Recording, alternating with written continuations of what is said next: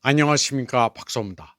아바스 아라그치 이란 외교부장은 미국과 이스라엘의 불법적인 이란 공격으로 인한 피해 대부분을 일반 미국민들이 떠안게 될 것이라고 했습니다. 그리고 이는 미국 경제에 타격을 줄 것으로 예상되는 1조 달러 규모의 이스라엘 우선세라고 말했습니다. 그는 목요일 미국 국방부가 이란에 대한 군사 공격을 위해 2천억 달러 이상의 예산을 요청했다고 워싱턴 포스트가 보도한 후 엑스포스팅에서 이와 같은 발언을 했습니다. 아라그치는 이 수치를 빙산의 일각이라고 표현하며 전쟁이 적대 세력의 예상과는 달리 4주째로 접어들고 있다고 밝혔습니다. 그는 이란과 미국 양측에 강요된 이 자의적인 전쟁이 시작된 지 겨우 3주밖에 되지 않았다고 말했습니다. 미국은 점점 수렁 속으로 빠져들고 있습니다.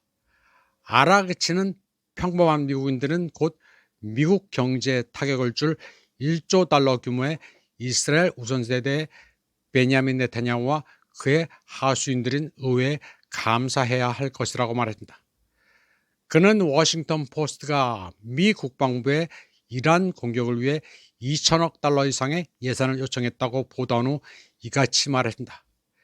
이란군은 이에 대한 대응으로 이스라엘 점령지뿐만 아니라 이 지역 전역의 미군 기지와 자산을 겨냥한 미사일, 드론 공격을 거의 매일 감행하고 있습니다. 이번 보복 공격은 눈에는 눈, 이에는 이라는 원칙에 따라 감행됐으며 적에게 막대한 손실을 입혔습니다. 에스마일 바가에이 이란 외교부 대변인은 이란은 양심에 거리낌이 없는 모든 미국 시민과 공무원은 미국과 이스라엘의 이란에 대한 군사 공격을 부인해야 한다고 밝혔습니다. 그는 트럼프 행정부의 국가 대테러 소장 조셉 켄트가 이란에 대한 이유 없는 공격에 항의해 사임한 후 이와 같은 발언을 했습니다.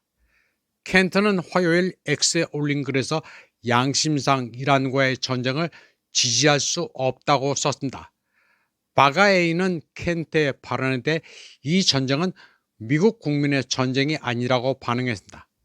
그는 이 불법적인 전쟁을 부인하는 것은 양심에 거리낌이 없는 모든 미국 시민과 공직자가 할 수 있고 해야 할 최소한의 조치라고 썼습니다. 바가에이는 조셉 켄트가 밝혔듯이 이란은 미국에 임박한 위협을 가하지 않았으며 이란이 이 전쟁에 참전한 것은 이스라엘과 강력한 미국 로비의 압력 때문이라고 말했습니다. 그는 켄트의 사임은 이란 전쟁을 둘러싼 도널드 트럼프 미국 대통령의 정치적 지지층 내부의 분열이 심화되고 있음을 드러낸다고 밝혔습니다. 또 이란 공격의 정당성에 대한 심각한 의문이 고위 행정부 관리들과 트럼프 대통령의 핵심 지지층 모두에게까지 확산되었음을 시사한다고 말했습니다. 트럼프는 공습에 대한 이유를 계속해서 바꿔왔으며 이스라엘이 미국을 압박했다는 주장을 반박해왔습니다. 다음 소식입니다. 세이에드 마란디 테헤란대 교수는 18일 세계일보와의 통화에서 한국 군함이 호르무즈 해협으로 향하는 것 자체가 이란에는 위협으로 받아들여질 것이며 이미 페르시아만에 한국 선박 26척이 있는 상황에서 군함 파견은 영내 긴장을 높일 것이라고 말했습니다. 그는 한국이 이란과 미국, 이스라엘 간 전쟁에 개입하지 않는 것이 평화에 도움이 된다며 한국이 그러지 않기를 바라지만 후회할 선택을 해서는 안 된다고 했습니다.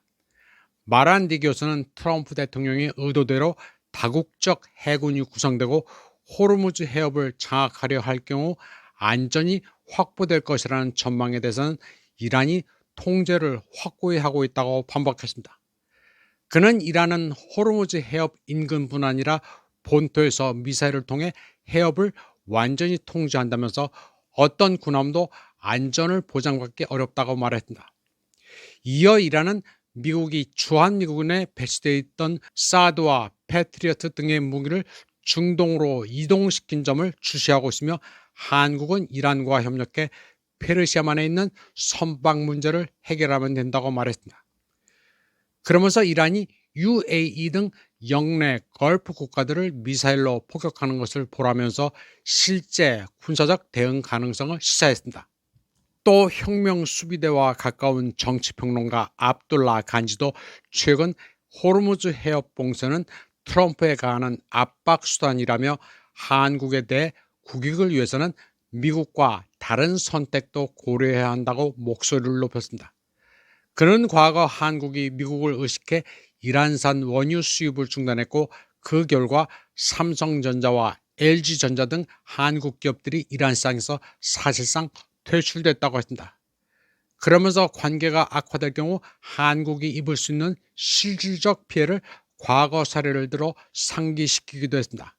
한편 세이드 마란디 교수는 이스라엘이 입은 피해는 돌이킬 수 없다고 평가했습니다. 그는 이란이 주도권을 쥐고 있으며 미국과 이스라엘의 방어 체계는 소진됐다고 말했습니다. 마란디는 앞으로 이스라엘에 아무도 투자하지 않을 것이라면서 종말의 끝을 보고 있다고 말했다. 그는 이란의 성공은 제국주의에 맞서는 전 세계 다수의 힘을 강화한다고 말했습니다. 이번 방송은 여기까지 하겠습니다. 시청해주신 여러분 감사합니다.